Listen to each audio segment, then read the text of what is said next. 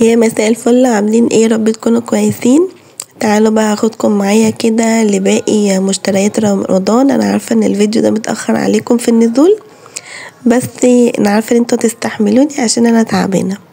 المهم بقى كنا بنسمع على سوبر ماركت هنا في المدينه اسمه جملة ماركت، وكنا عايزين نروحه من زمان بس ما كانش بيبقى فيه مناسبة يعني اللي احنا نروحه، فقلنا اللي احنا نروحه النهاردة، وكان اختيار خاطئ.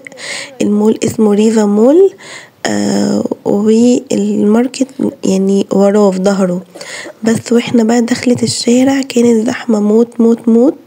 انا ما لحقتش ان انا اصور لكم لان الدنيا كانت زحمة جدا. والمول من جوه زي ما انتم شايفين كده كان فاضي، يعني بصوا الزحمة. انا هوريها لكم جوه لان كمان وانا بصور في حد يعني جه من الشغالين هناك قال لي اللي هو ممنوع التصوير، فانا حاولت ان انا اخطف لكم كده كام لقطة. هنا بقى بوابة الدخول، كنت داخلة طبعا بالتيشو بتاعي بالمناديل يعني، فاخدت ستيكر كده مكتوب عليه اللي انا داخلة بالمناديل يعني. وخدت بقى العجلة العربية. انا كنت فاكرة ان المكان جوه خلاص، يعني اللي جاب حاجته. اليوم دوت كان يوم الجمعة، اللي هو يعني في اخر اليوم كده هنتسحر قبل اول الرؤية. انتوا فاهمين؟ مش عارفة متلخبطة ليه. المهم بقى واحنا دخلنا بقى لقينا الدنيا زحمة موت، لقينا بشر، فرحت سايبة العربية وماشية لان الدنيا كانت زحمة جدا. فالمهم سبت العربية وحاولت ان انا اتجول كده في المكان اشوف الماركت، يعني الماركت اللي هو زحمة دوت، وهل يستاهل الزحمة دي والضجة دي وكده. فالمهم حاولت ان انا امشي طبعا بالعربية، معرفتش. فالمهم ان انا هسيبها دلوقتي يعني اهي، بتهيألي انا كده خلاص سبتها، وكنت باخد التيشو بتاعي. فقلنا بقى ان احنا نتجول كده في المكان، ولقينا سوبر ماركت كبير كبير جدا، يعني عامل زي كأنه كارفور، لو يعني كبير بصراحة يعني مش صغير. فكل ما تمشي تلاقي لسه جوه فيه، يعني احنا ما جبناش اخره، وتحس ان انت ماشية بقى تايهة كده ومش عارفة اماكن الحاجة، ويعني مش عارفة. انا لما روحته بصراحة دي كانت اول مرة اللي انا اروحه وما استمتعتش. مش عارفة علشان كانت الدنيا زحمة وانا ما كنتش اصلا حافظاه، ولا كان ايه بالظبط. فالمهم لقينا فيه يميش بقى، وفي كل حاجة طبعا، يعني في أجهزة كهربائية، وفي صيني، وفي أدوات منزلية، وفي اللي هو المفروشات، وفي ملابس. هو يعني تحس اللي هو كارفور بالظبط، كارفور مصغر يعني مش في مول، لا يعني كأن سوبر ماركت كارفور بس منفصل عن المول عموما. بس جبنا بقى مشاية من هنا علشان نحطها على باب البيت، وبجد ادت شكل حلو قوي لباب البيت، وانا هوريها لكم يعني. فالمهم احنا ما كناش متغديين، قلنا يعني اللي احنا نخرج وكده، وما كناش ناويين اصلا نروح السوبر ماركت ده خالص. انا كنت ناوية يعني اللي انا اروح زايد اتمشى هناك يعني، واروح هايبر وكده، ونتغدى هناك، وكمان نجيب يميش رمضان من مكان انا بحبه هناك يعني. فالمهم يعني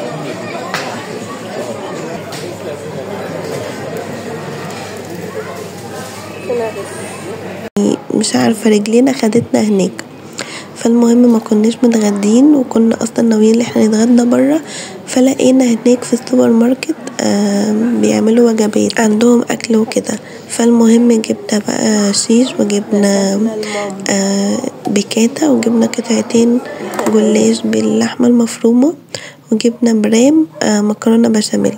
بصراحة انا ما كانش ليا نفسي خالص، لان ما كنتش حاسة اصلا بطعم الاكل نهائي، بس كان لازم اللي احنا ناكل. المهم بقى اتمشينا شوية كنا يعني، والاكل الحمد لله كان حلو ما كانش وحش. رحنا بقى قسم المخبوزات، وجبنا شوية قرص كده وبسكوت، وجبنا برضو بلح، وجبنا شوية حاجات كده كمان علشان هنعمل كذا شنطة يعني. ما انا بصراحة ما عملت شنط كتير، انا عملت 3 شنط بس. بصوا انتوا كل واحد يعمل على حسب مقدرته، يعني لو مقدرتك شنطة بس، شنطتين، 3، 10، زي ما انت عايزة. المهم بقى جبت كده شوية حاجات اللي بحس ان البيت بيبقى عايزة، يعني ما شاء الله، يعني الشنطة كانت مليانة وكانت فيها حاجات حلوة.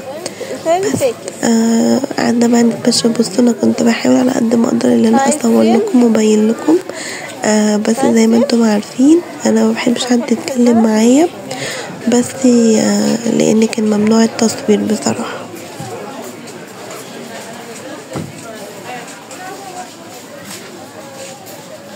وهنا خلاص انا خدت جولتي وخلصت مشترياتي. بصراحة تعبت جدا لان المكان لما بيبقى زحمة ما بتبقيش واخدة راحتك وما بتبقيش مركزة في البضاعة والحاجات وكده. فالمهم ده بصوا الكاشير، بصوا زحمة قد ايه بجد، كمية ناس. وهنا بقى كانوا بيقولوا لي اللي هو ممنوع التصوير وبس، وروحنا والحمد لله، يعني المشوار اتقضى. وانا عارفه طبعا اللي انتوا هتقولوا لي انت ازاي نازله وسايبه المواعين كده في الحوض والمطبخ بتاعك عامل كده. انا المطبخ بتاعي يعني متروق والبوتاجاز مغسول وكل حاجه مغسوله، بس هو كان فيه شويه مواعين كتار شويه في الحوض، لان الميه عندنا بتقطع كتير قوي اليومين دول، والميه كانت قطع عندي من امبارح الصبح، يعني يعتبر كده ده مواعين فطار والغدا والفطار بتاع يوم الجمعة والمشروبات بقى وكده يعني. فدي مواعين يعني يعتبر يومين او يوم كأني مواعين. انت عارفة لما المية بتبقى مقطوعة المواعين عندك بتبقى عاملة ازاي. وكمان المية بتتقطع عندنا كتير علشان هنا يعني من ساعة ما فتحوا البنا وكده الناس بتبني، فكل واحد بقى بيبني الأرض بتاعته بيكسر ماسورة المية، فبيقعدوا بقى اللي هم يقطعوها وبيصلحوها والكلام ده.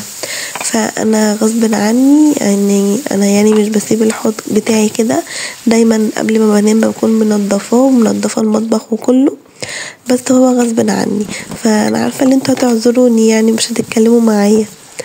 بس ولو وصلتوا معايا بقى للمرحلة دي ومرحلة المواعين، ولو عندك شوية مواعين في الحوض قومي يلا تشجعي واغسليهم، واكتبي لي بقى كومنت حلو منك يشجعني ان انا انزل فيديوهات اكتر، ودعوة حلوة من قلبك، علشان انا بجد تعبت جدا من البرد، حاسة اللي هو خد طاقتي وصحتي، يعني بجد الانسان ضعيف والحمد لله على كل حال، واحنا احسن من غيرنا يعني، بس شوية برد بجد قعدوني في السرير انا ما كنتش بقوم حرفيا.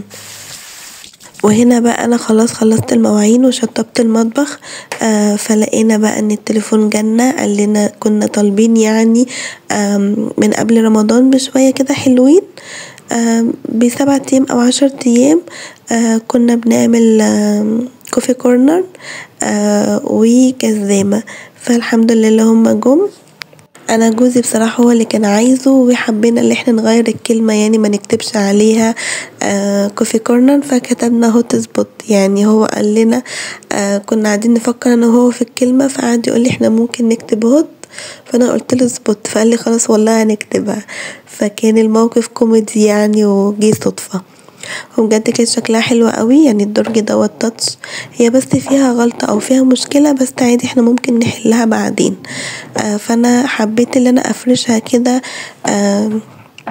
مبدئيا ما فرشتهاش 100، محطتش لسه فيها حاجات يعني، قلت بقى الفرش النهائي لما اعمل الركنة وافرش السجاجيد واغسل الستاير والذي منه، يعني انتوا فاهمين. المهم ما تركزوش في الشراب بتاعي، طبعا انتوا عارفين شتا يعني الشياكة بتاعتها اللي بتبقى في البيت بقى، بناطيل والشرابات واللكاليك والحاجات دي، فملكوش دعوه بالشيكه بتاعتي. المهم انا هقول لكم الغلطه اللي فيها. بصوا الادراج مكتوب عليها هوت سبوت دي بتنور تمام، وكمان فيها سبوتات، وكمان فيها هو حاطط ليد كده من تحت، كل ده بينور لوحده. انا كنت عايزه الكلمه اللي هي الهوت سبوت دي تبقى منفصله عن ال الانوار التانية، يعني ما جيش افتح الانوار كله ينور مع بعض، انتوا فاهمين قصدي. بس احنا ممكن نعدلها بعدين. هنا بقى دوت الطرفة دي بتاعت احمد، حط الجزم بتاعته بس برضو مش كلها لان في حاجات عايزة تتغسل، وكمان انا ما حطيتش الشوزات بتاعتي لان برضو عايزة اغسلها كده وهندمها بطريقة كويسة. وبس هي دي الجزامة، وبجد كانت شكلها حلو قوي. هي اصلا كانت معروض عليها ورد وحاجات، فانا حبيت ان انا اجيبها فاضية، يعني محبتش ان انا احط فيها ورد. المهم بقى قلت ان انا اعمل حاجة سخنة كده اشربها، لان بجد زوري كان تعبني جدا، فحبيت ان انا اعمل شاور. فقلت بقى ان انا اجرب بقى ايه الكوفي كورنر يعني بتاعنا الجديد. بس كده.